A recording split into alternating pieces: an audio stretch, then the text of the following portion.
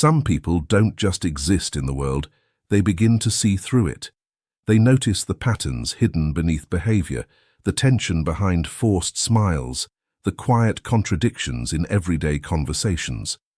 You might find yourself sitting in a crowded room surrounded by people you have known for years, perhaps your entire life, and suddenly feel an overwhelming and unsettling sense of distance, as if you are observing a play where everyone knows their lines except for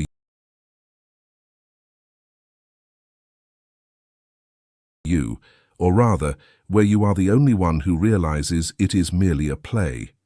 This is not a sudden stroke of arrogance or a fleeting moment of antisocial bitterness, but rather the profound and often painful onset of what the great Swiss psychiatrist Carl Jung called individuation, the lifelong psychological journey of becoming your true self, separate from the collective masses and the expectations of society. For a long time, you played the game just like everyone else, adopting the necessary social masks, laughing at the appropriate times, engaging in the predictable rhythms of small talk, and seeking external validation to assure yourself that you belonged. But recently, something deep within your psyche has shifted permanently. You are waking up to a reality that most people spend their entire lives avoiding, and this awakening brings with it an unbearable friction between the person you are becoming and the environment you currently inhabit. The first undeniable realization of this shift is the profound exhaustion you feel when engaging in surface-level interactions.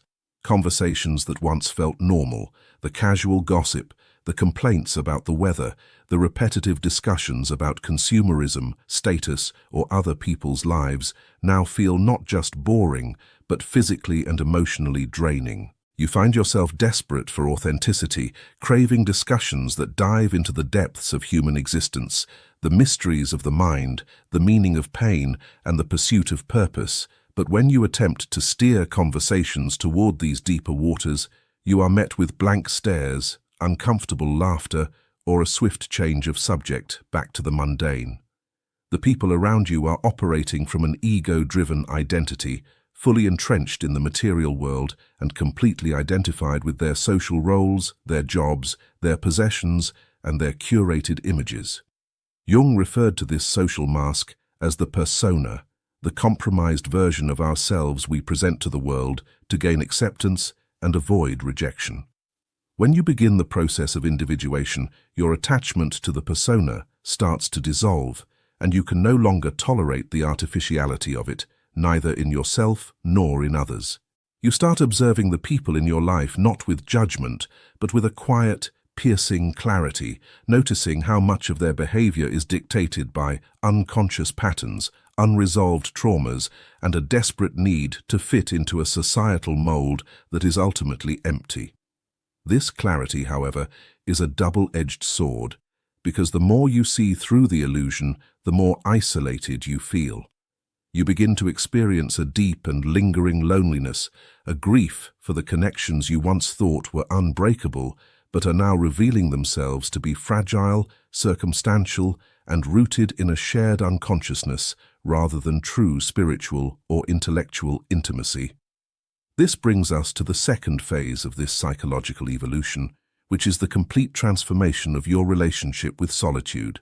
In the past, you might have feared being alone, filling your schedule with social events, seeking out the company of others to drown out the quiet, and feeling a sense of dread when left to your own devices, because society teaches us that to be alone is to be unsuccessful, unloved, or flawed. But as you outgrow the people around you, your perspective on isolation undergoes a radical reframing. Loneliness metamorphoses into intentional solitude, a sacred space where you can finally hear your own thoughts without the deafening noise of the collective crowd. You start withdrawing from social gatherings not out of anger or depression, but out of a profound need to protect your energy and cultivate your inner world. You realize that spending time alone is far less lonely than spending time with people who do not truly see you, understand you, or value the depths of your emerging self. In this solitude, you are not simply hiding from the world, You are engaging in the critical work of self-discovery, confronting the aspects of your psyche that you previously ignored. Jung believed that true psychological growth requires us to face our shadow, the hidden, repressed, and often darker parts of our nature that we deny because they do not fit into our idealized self-image or the expectations of society. While the people you have outgrown are busy projecting their shadows onto others, engaging in petty conflicts, holding grudges, and playing the victim, you are bravely turning the mirror inward, dismantling your own illusions and taking absolute responsibility for your internal state. This shadow work is exhausting, messy, and deeply uncomfortable, but it is also the crucible in which genuine authenticity is forged. Because you are doing this intense internal labor, your vibrational frequency, your very way of existing in the world, begins to clash violently with the people who remain willfully blind to their own unconscious patterns. You start to notice that your presence alone sometimes makes them uncomfortable. Your refusal to engage in petty gossip, your boundaries, your quiet confidence, and your unwillingness to validate their toxic behaviors act as a mirror that reflects their own stagnation back to them. They may accuse you of changing, of becoming distant, arrogant, or too deep, but what they are truly reacting to is the unsettling realization that you are breaking free from the psychological agreements that once bound you together. This is the third dynamic at play, the shifting of your fundamental values and the resulting alienation. You are no longer motivated by the things that drive the unconscious masses, the pursuit of status, the accumulation of wealth for the sake of appearances, the desperate scramble for societal approval. All of these traditional markers of success suddenly seem entirely meaningless, like a child's game that you have simply outgrown. Your definition of success evolves into something much more internal and abstract: peace of mind, emotional regulation, spiritual alignment, and the freedom to be unapologetically yourself. As your values shift, the common ground you shared with old friends, colleagues, and sometimes even family members begins to erode, leaving awkward silences and forced interactions in its wake. You may try to hold on for a while, driven by a profound sense of guilt and loyalty, telling yourself that you should be more accommodating, that you should try harder to fit in, or that you are somehow betraying them by evolving. Society conditions us to believe that long-term relationships must be maintained at all costs, that letting go of history is a moral failure, but Jungian psychology teaches us that holding on to relationships that stunt your psychological growth is actually a betrayal of the self. The guilt you feel is not a sign that you are doing something wrong. It is simply the dying breath of your old persona, the part of you that still desperately wants to be a people-pleaser, fighting for survival against the rising tide of your true individuality.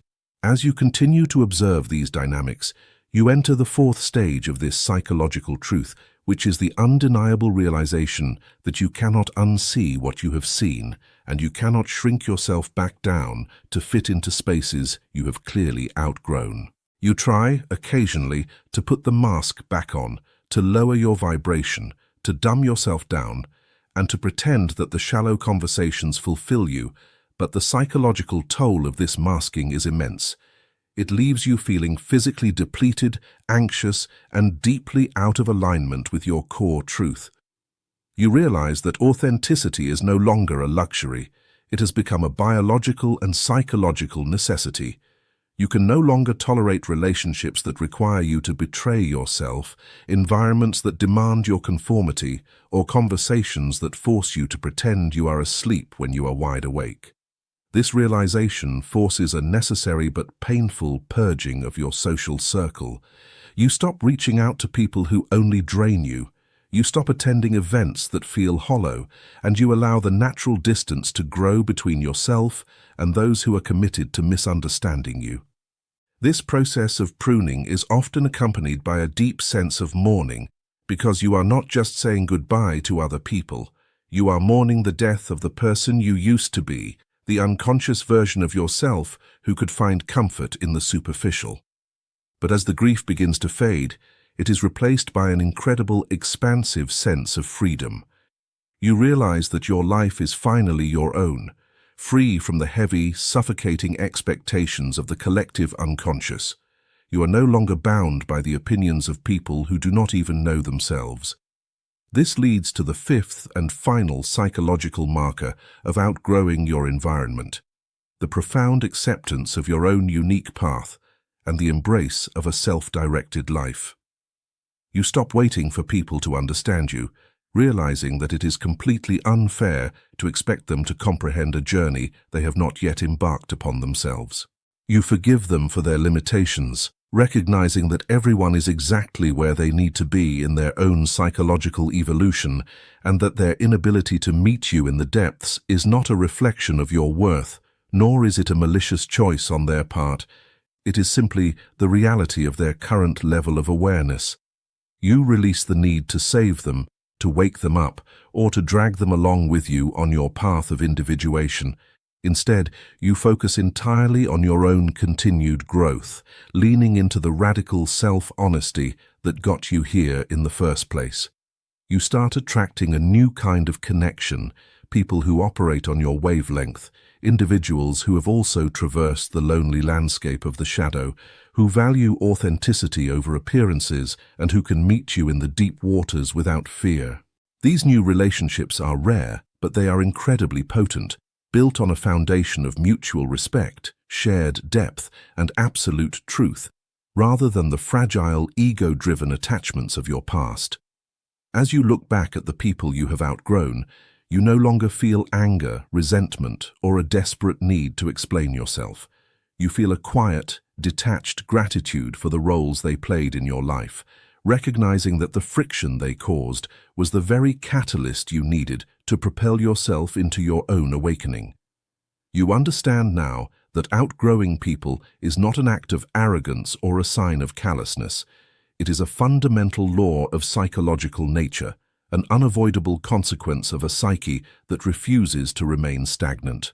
Carl Jung taught us that the privilege of a lifetime is to become who you truly are. But he also warned that this process of individuation requires immense courage because it demands that you step away from the safety of the herd and walk into the unknown wilderness of your own soul. The path of the awakened observer is inherently solitary at first, requiring you to dismantle everything you thought you knew about yourself and the world around you. You must face the terrifying realization that much of your identity was constructed by external forces, and you must do the grueling work of tearing down that false identity to uncover the genuine self beneath it.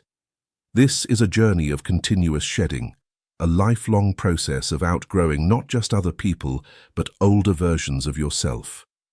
Every time you level up in your awareness, you will naturally create distance between yourself and those who choose to remain in the comfort of their illusions. This is the heavy price of profound self-awareness, the unsettling but beautiful truth of human evolution. You are learning to stand completely alone, grounded in your own truth, immovable in your values, and unapologetic in your authenticity. The emptiness you once felt in shallow conversations has been replaced by the richness of your internal world. The desperate need for external validation has been permanently replaced by the quiet, unshakable confidence of inner alignment. You have successfully navigated the treacherous transition from the unconscious collective to the fully individuated self. And while the journey has required you to leave many things behind, what you have gained is infinitely more valuable. The absolute mastery of your own mind and the uncompromising truth of your own spirit. As you continue to walk this path, observing the world with the clear, piercing eyes of someone who has seen through the veil, you realize that the isolation you once feared was actually a profound gift, a necessary cocoon that allowed you to transform into the person you were always destined to be.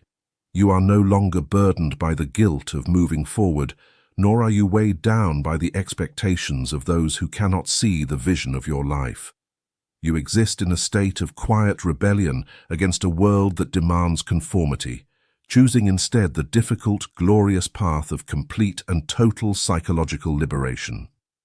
Your awareness is your greatest asset, your solitude is your sanctuary, and your authenticity is your ultimate power. And yes, that journey can feel lonely at times, but it is also the path that leads you back to yourself. Not the version shaped by the world, but the version that exists beneath it all.